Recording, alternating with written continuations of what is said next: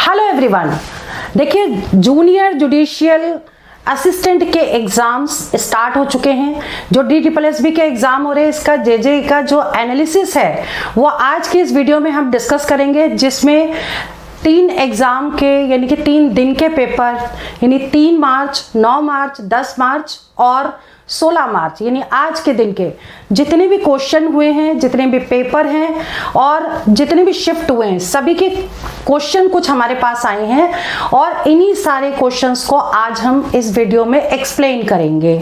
और ये बहुत ही इंपॉर्टेंट है उनके लिए जो लोग आगे आने वाले टाइम में एग्जाम देने वाले हैं। मैं अंजलि शर्मा आपको टू द पॉइंट गाइड करूंगी, ट्रिक्स के साथ कि किस तरह का पेपर आ रहा है और किस तरह के क्वेश्चंस एग्जाम में पूछे जा रहे हैं। और सबसे बड़ी बात कि एग्जाम में क्वेश्चंस रिपीट होने लगे हैं, मतलब जो क्वेश्चन आपका पहले कभी आया था वो क्वेश्चन अब आ रहे हैं, रिपीट होकर आ रहे हैं। तो आप ये मान के चलिए कि इन्होंने जो पेपर का पैटर्न पहले जो सेट किया था उसी के अकॉर्डिंग अब आप वो जो क्वेश्चन वो दे रहे हैं वो रिपीट कर करके दे रहे हैं।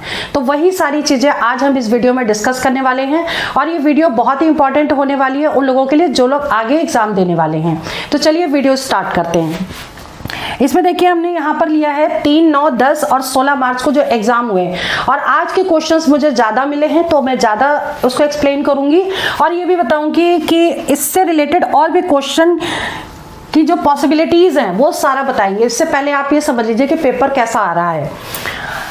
120 नंबर का पेपर आ रहा है जिसमें 120 क्वेश्चंस हैं MCQ और टाइम आपको 120 मिनट का टाइम दिया गया। टाइम आपको बहुत अच्छा दिया गया है और इसमें बच्चे जब पेपर करते हैं तो कई बार टाइम इनका लास्ट में बच जाता है, इसलिए जल्दबाजी ना करें, टाइम को यूटिलाइज करते हुए आराम से करें, क्योंकि जब आप आगे बढ़ते जाते हैं और उसके बाद आप बैक नहीं आ सकते।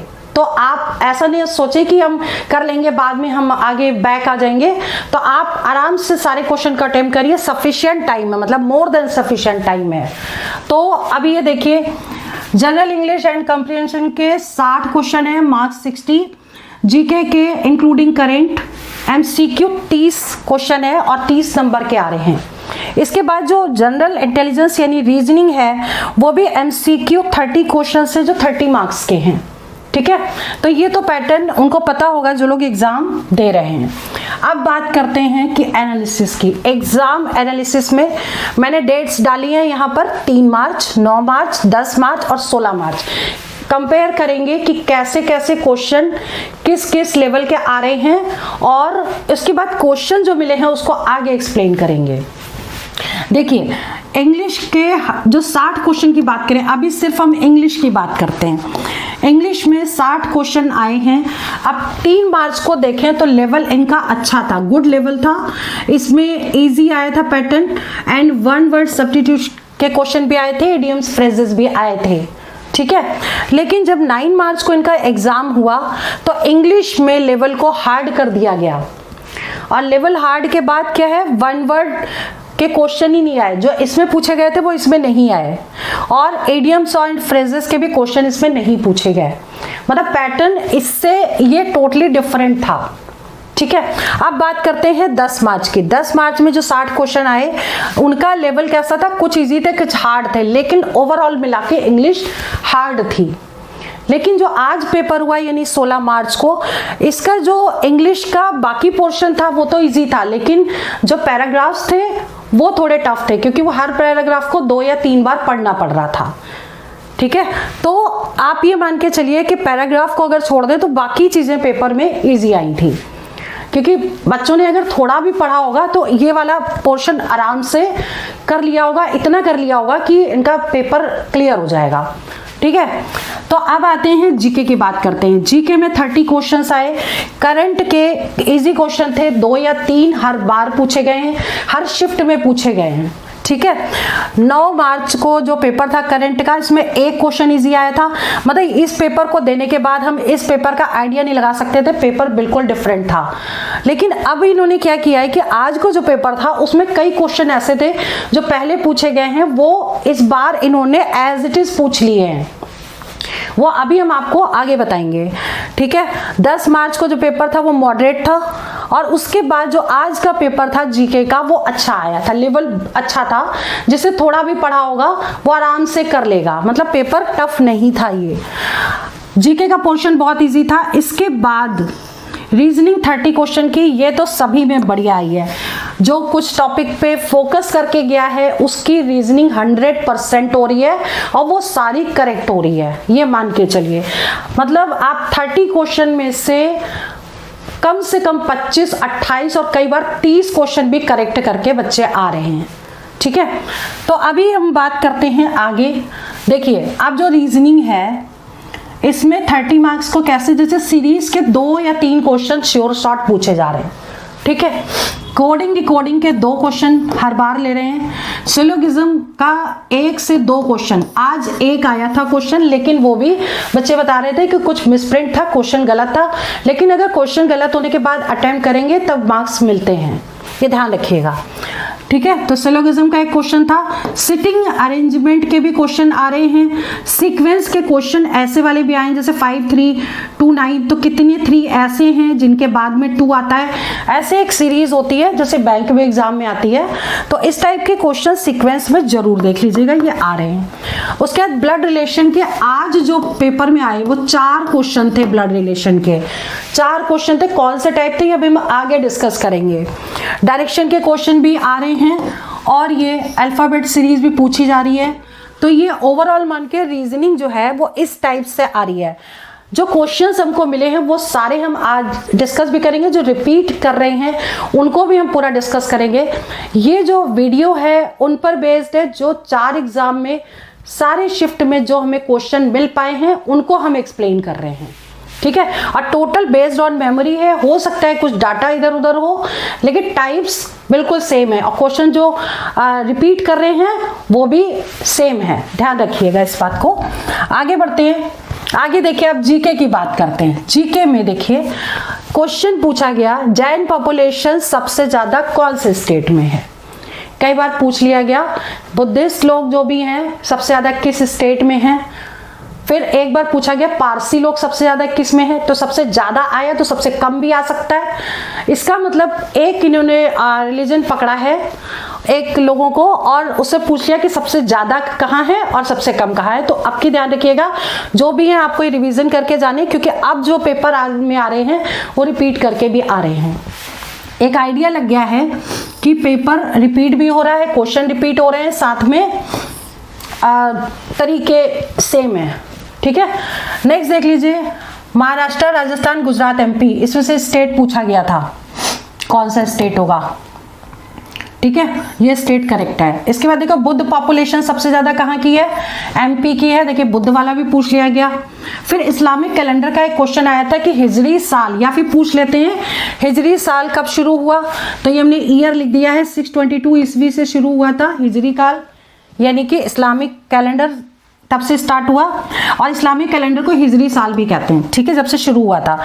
शेड्यूल लैंग्वेज पूछी गई है, कितनी है, 22 लैंग्वेज है।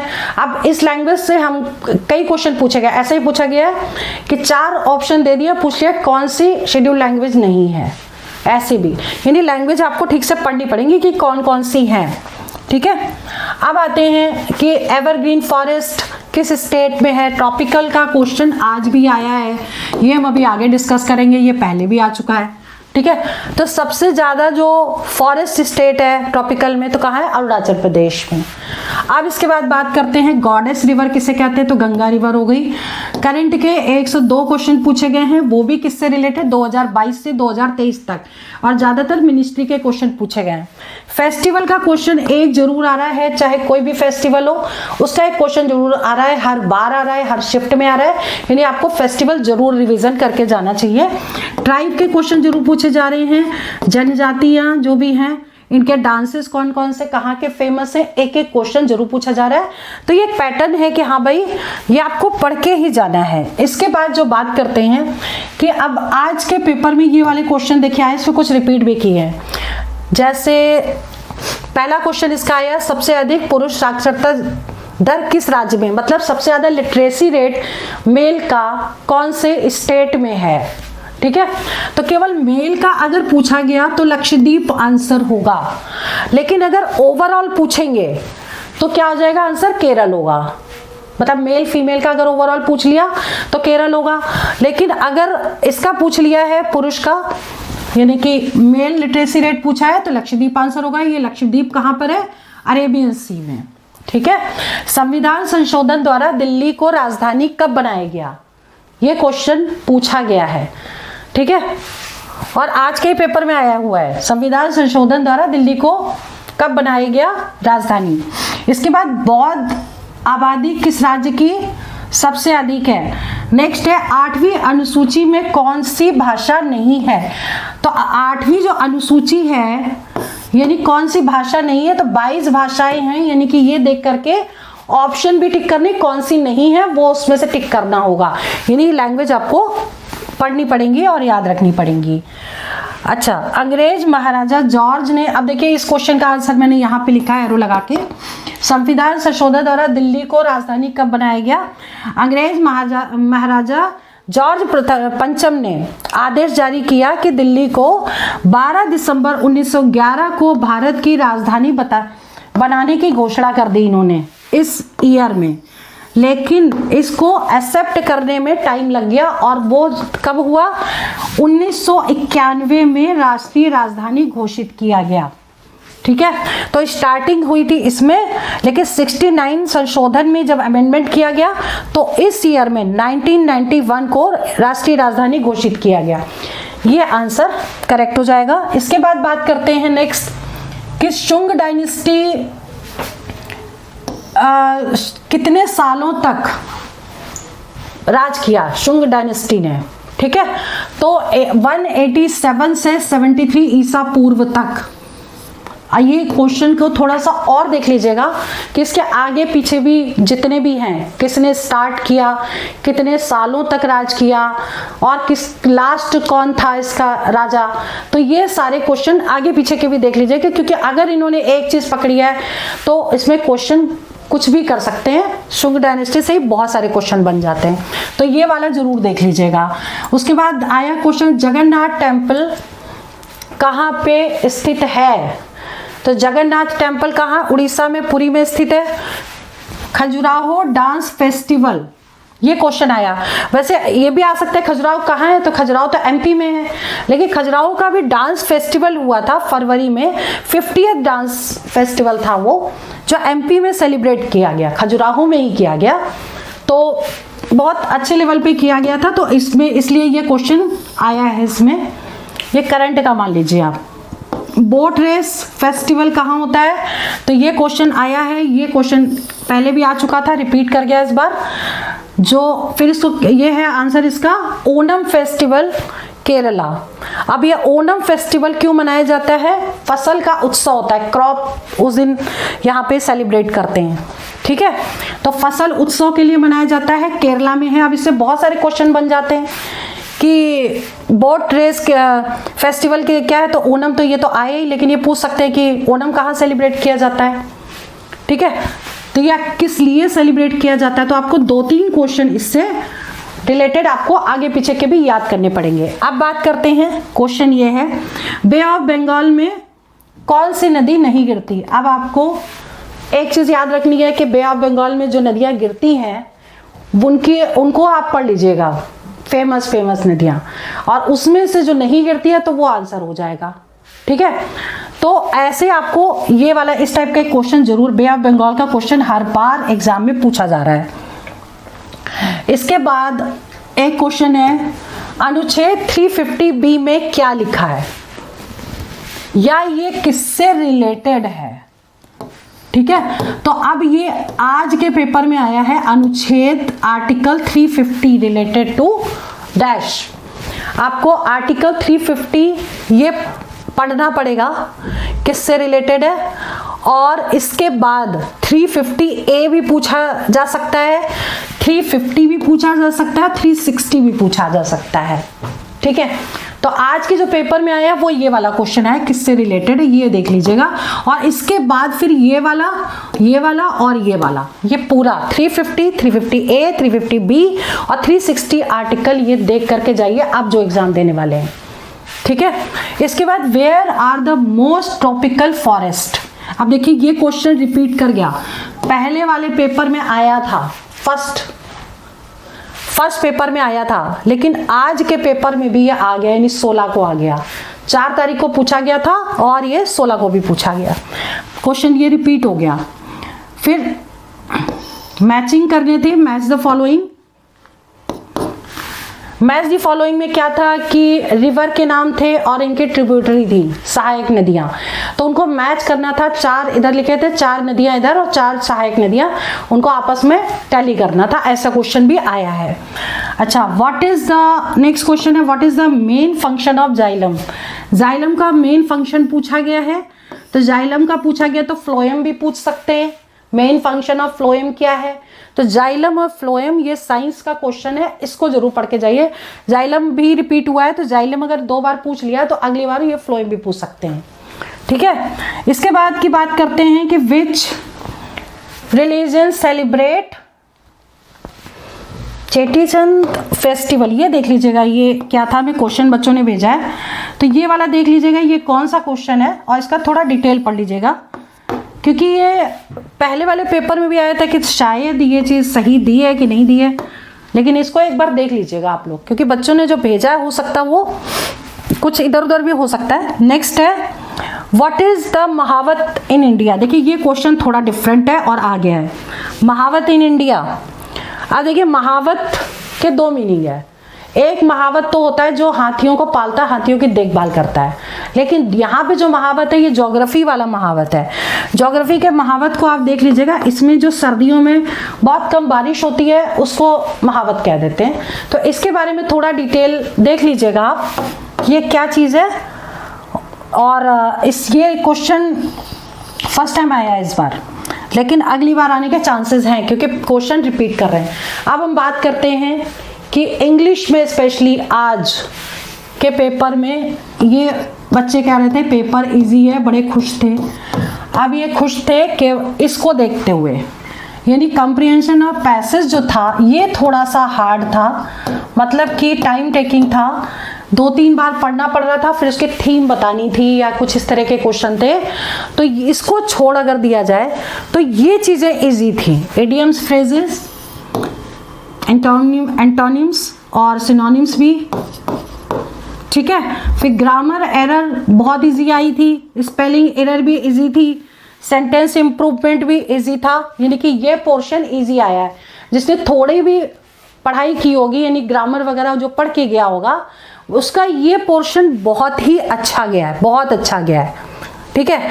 ज़्यादातर बच्चों को जो दिक्कत आई है वो उसमें आई है कि जो पैराग्राफ दिया है तो वो पैराग्राफ थोड़ा सा हार्ड था और जो क्वेश्चन पूछे गए थे उसमें 2-3 बार पढ़ना पड़ रहा था पूरा पैराग्राफ, तो उसमें थोड़ा टाइम भी लग रहा था और थोड़ा डिफरेंट भी था।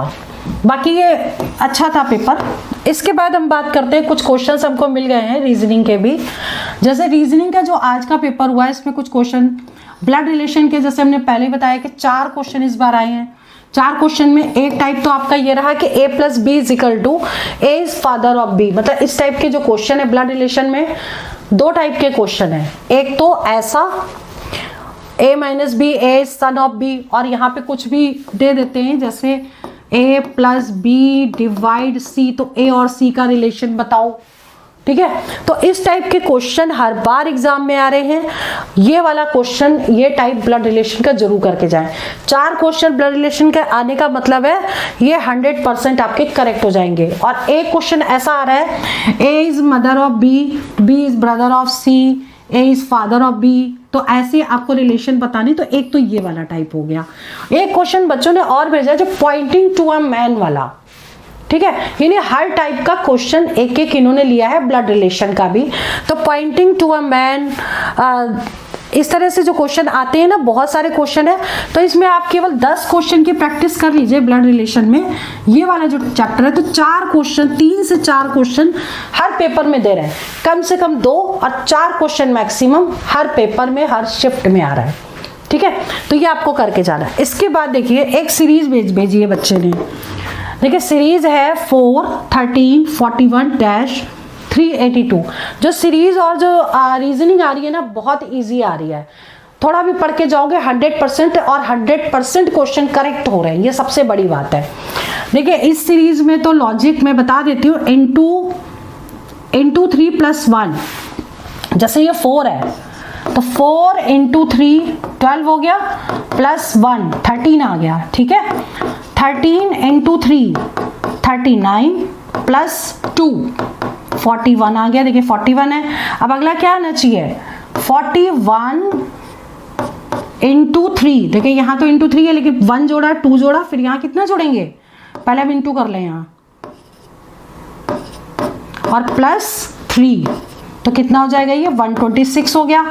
तो यहाँ पे 126 आना चाहिए, लेकिन हम आगे भी चेक कर लें क्या ये आ रहा है 382, तो हम इसमें क्या करेंगे 126 इंटू 3 कर दें तो ये आ जाएगा 18 3 दूनी 6 7 378, और प्लस 4 कर दें तो अगर प्लस 4 करेंगे तो 8 4 12 आ गया 382, ठीक है।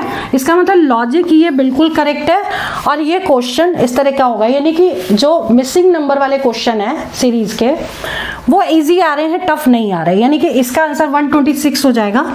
इसके बाद देखो कोडिंग डिकोडिंग भी इजी आ रही है, जिसमें 2 क्वेश्चन आ रहे हैं और इजी आ रहे हैं, मतलब रीजनिंग बहुत ही बढ़िया है। अगर आप 100% करके आओगे तब भी 1-2 अगर गलत भी हो गए तब भी आपका हो जाएगा। अब ये जो पैटर्न है अपने अकॉर्डिंग मैं बता रही हूँ पेपर कैसे अटेम्प्ट करना है। सबसे ज़्यादा इम्पॉर्टेंट जो है वो क्या है, देखिए इंग्लिश आ रही है 60 क्वेश्चन, जिसमें से 45 में से 50 क्वेश्चन आपको करने हैं करेक्ट, ठीक है। और इसमें आप आराम से करिए, 1 घंटा लगाइए आप, ठीक है। जीके में आपके 20 क्वेश्चन और 10 क्वेश्चन ऐसे आ रहे हैं, ठीक। तो 20 और 10, और एक चीज और ध्यान रखिएगा, जब आप पेपर करना शुरू करें तो आप बहुत जल्दबाजी में नेक्स्ट ना करें, क्योंकि टाइम आपको मतलब इतना मिल रहा है कि लास्ट में क्या होता है कि टाइम बच जाता है और आप बैक नहीं जा पाते, क्योंकि इसमें क्या है आप बैक जा करके क्वेश्चंस को नहीं कर पाते। जो सेक्शन आपने अटेम्प्ट किया है वो सबमिट करेंगे और उसके बाद फिर आप बैक नहीं जा पाएंगे, तो आपका जो लास्ट में टाइम बचेगा वो आपका रह जाएगा। तो आपको क्या करना है, आराम से पेपर करिए, बिल्कुल भी जल्दबाजी मत करिए। और ये जो आपने किया तो आप ये मान के चलिए कि 60 क्वेश्चन में से कम 45 में से 45 से 50 क्वेश्चन तक करेक्ट कर लें और 1 घंटे आराम से टाइम लगाइए इंग्लिश में, ठीक है। उसके बाद जीके जो है, जीके में ना आप 10 मिनट से ज़्यादा टाइम मत दीजिए। उसका रीज़न क्या है, अगर क्वेश्चन आपको आते होंगे तो वो करेक्ट है और नहीं आते होंगे तो आपको छोड़ देने हैं। तो आपको उसमें ज़्यादा दिमाग नहीं लगाना है, टाइम भी नहीं लगाना है। तो आप उसमें क्या करिए, केवल आप 10 मिनट का टाइम दे दीजिए। क्वेश्चन देखिए, आता है तो करेक्ट है, नहीं आता तो छोड़ दीजिए। तो इसके अकॉर्डिंग आप 30 क्वेश्चन में से 10 मिनट में जितने हो सकते हैं, जितने आते हैं उसको टिक कर दीजिए। अब आता है रीजनिंग। रीजनिंग में आप 50 मिनट का टाइम लीजिए, आराम से करिए और 100% करेक्ट करने की कोशिश करिए।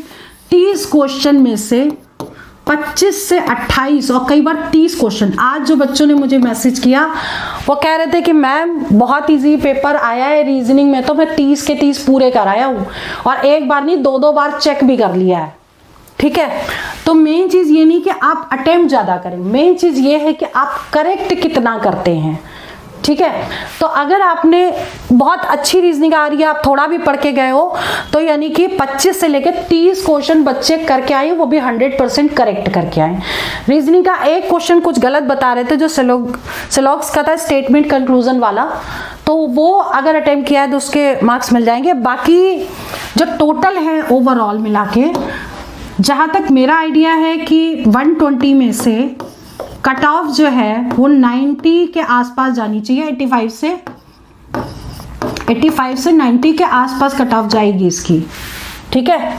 क्योंकि पहले जो पेपर था वो टफ आ रहा था, लेकिन अब वो पेपर का लेवल इजी कर दिया है, क्वेश्चन सारे इजी करते जा रहे हैं, क्वेश्चन रिपीट भी करते जा रहे हैं, तो नॉर्मलाइजेशन होगा, ये ध्यान रखिएगा, ठीक है।